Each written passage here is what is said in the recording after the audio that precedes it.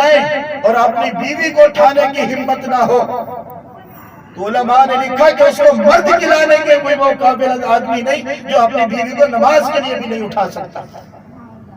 کیسا مرد ہے کہ جو اپنے رب کی فرما برداری کے لیے بیوی کو تیار نہیں کر سکتا؟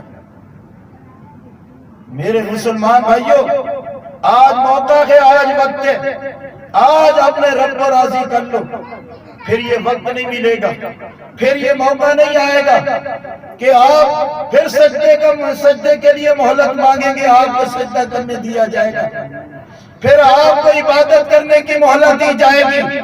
آج موقع ہے، اللہ کی عبادت کیجئے، ساری رات عبادت کرتی ہیں، رات پوے بے دردانو آوے نندر پیاری،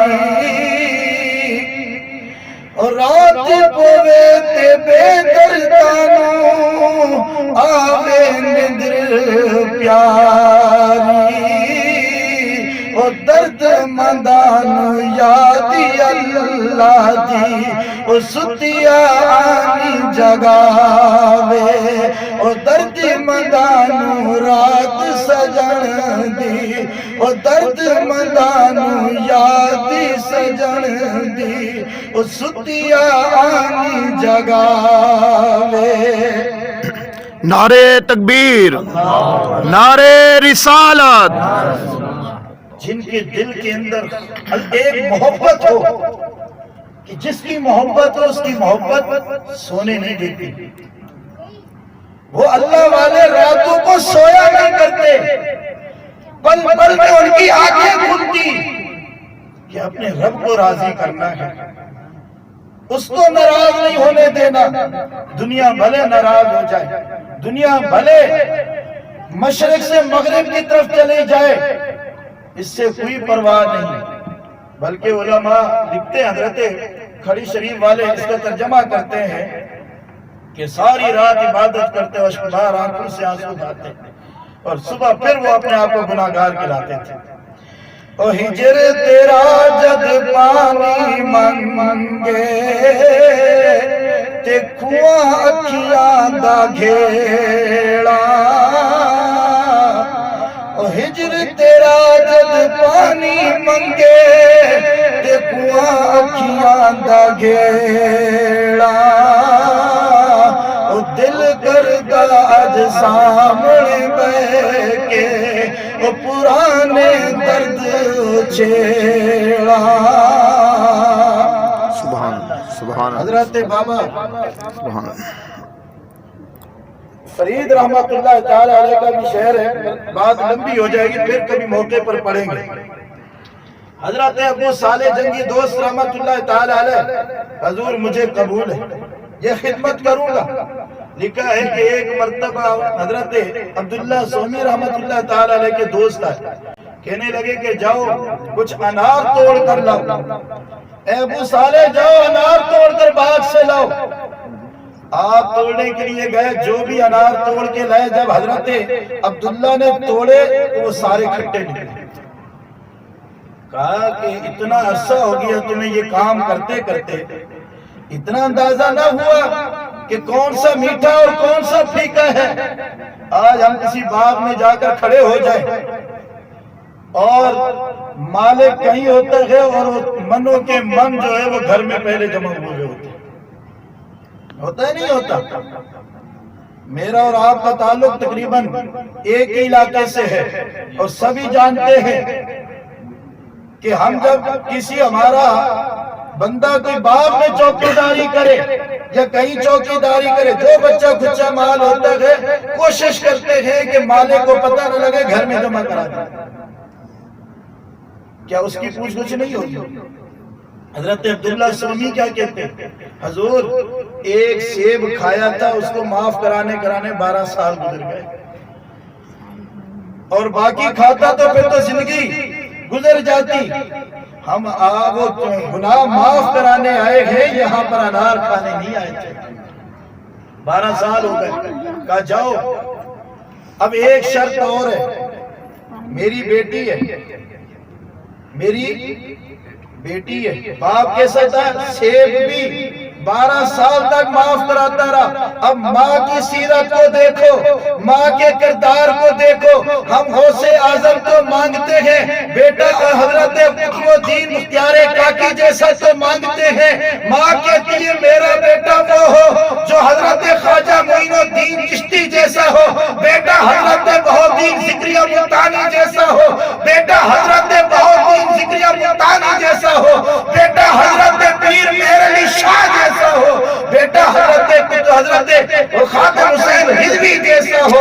تو ماں کا کردار بھی تو حضرت غوث اعظم کی ماں جیسا ہونا چاہیے.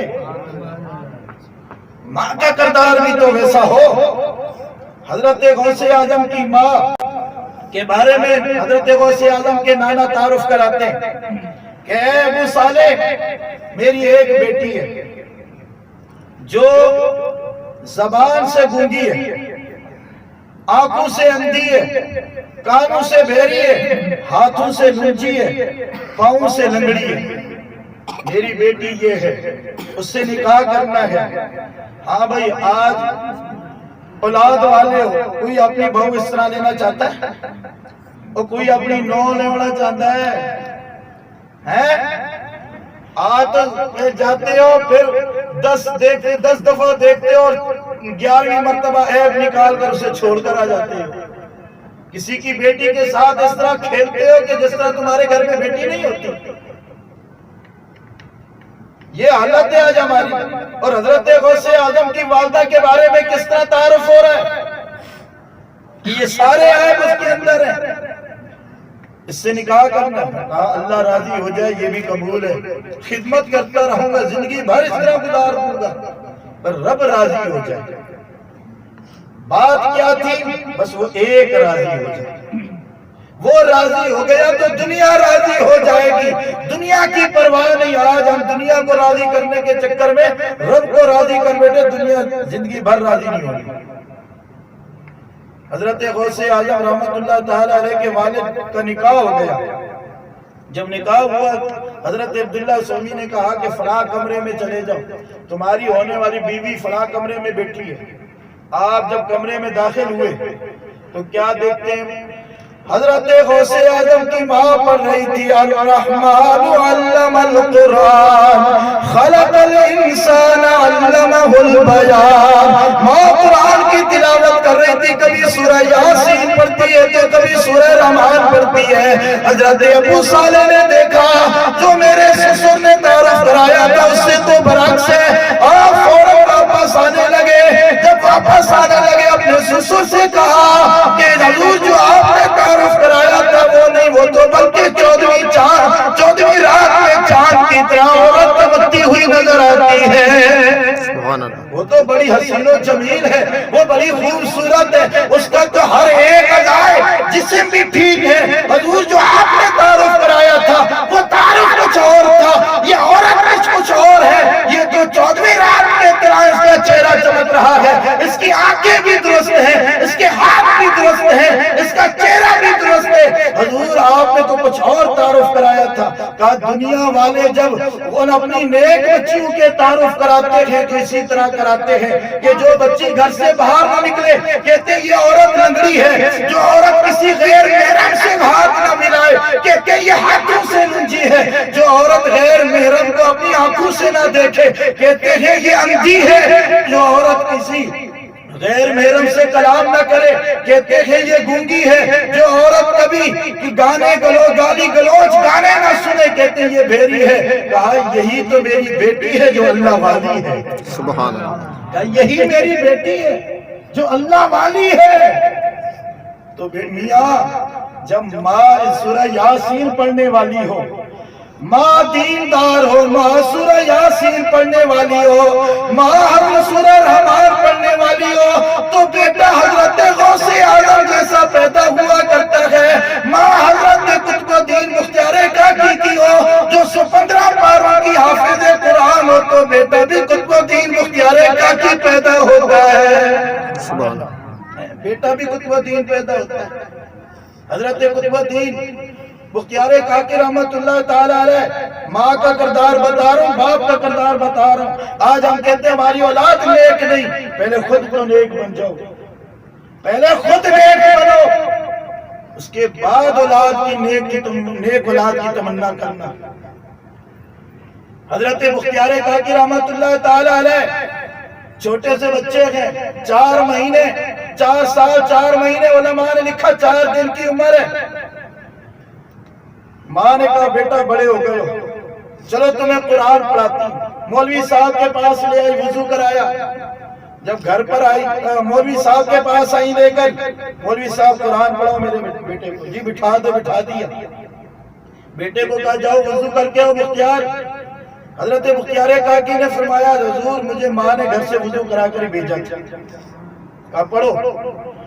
استاد جی کیا پڑھو؟ فرمایا پڑھو اعوذ باللہ من الشیطان الرجیم۔ حضرت مختار کاکی نے پڑھا، اعوذ باللہ بھی پڑھا، بسم اللہ بھی پڑھا۔ جب استاد صاحب الحمد پڑھانا چاہتے ہیں بیٹا خاموش ہو جاتا ہے۔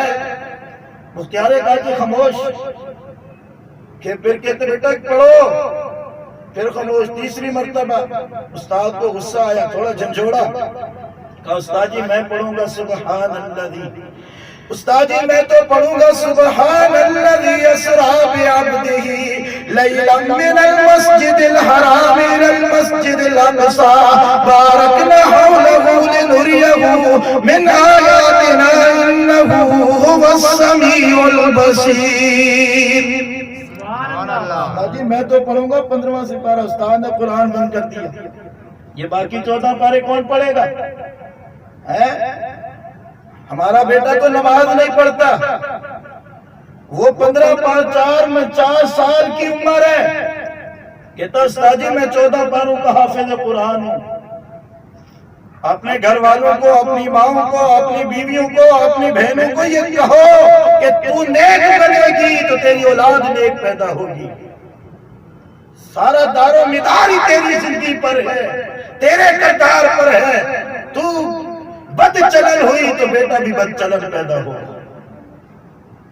حضرت مختار کاکی رحمت اللہ تعالی علیہ فرماتے ہیں استاد جی میری ماں 14 پاروں کی حافظ قرآن تھی۔ کیا تھی؟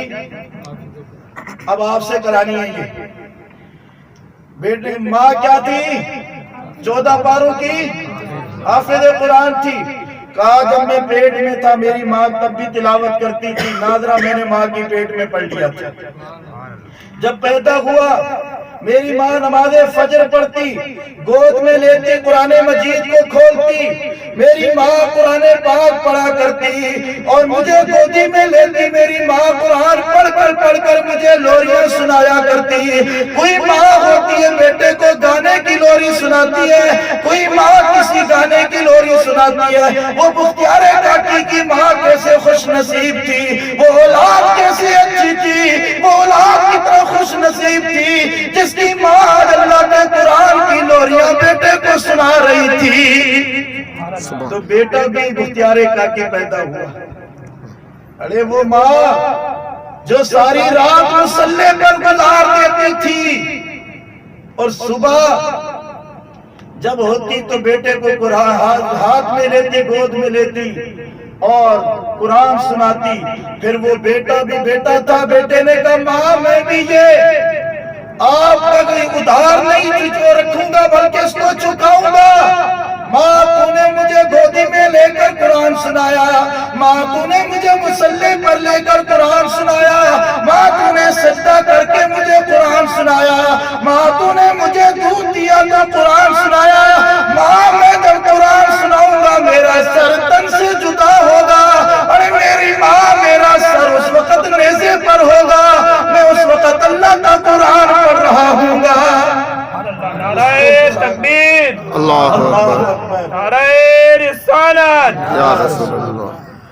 تو ماں کا کردار بیٹے کو یہ غوث بھی بنا دیتی ہے، ماں کا کردار بیٹے کو حسین بھی بنا دیتی ہے، ماں کا کردار بیٹے کو قطب الدین بھی بنا دیتا ہے، ماں کا کردار بیٹے کو بہودی ذکریہ بھی بنا دیتا ہے، ماں کا کردار بیٹے کو حضرت شیخ عبدالقادر جیلانی بھی بنا دیتا ہے، خواجہ معین الدین بھی بنا دیتا ہے۔ ماں کا کردار ہونا چاہیے۔ کسی انگریز نے کہا تھا نا کہ اب حسین کوئی پیدا نہیں ہوا، کوئی اس نے، بلکہ یہ انگریز تھی عورت تھی جس نے کہا تھا کہ جی اب کوئی حسین پیدا نہیں ہو رہا، کہا اب وہ فاطمہ ماں نہیں رہی جس کی وجہ سے حسین پیدا نہیں ہوتا، اب وہ ماں فاطمہ جیسی نہیں رہی جو حسین پیدا ہوتا۔ آج فاطمہ مائیں بن جائیں، آج کی مائیں بھی فاطمہ ہو جائیں تو پھر بیٹے بھی حسین پیدا ہونا شروع ہو جائیں گے۔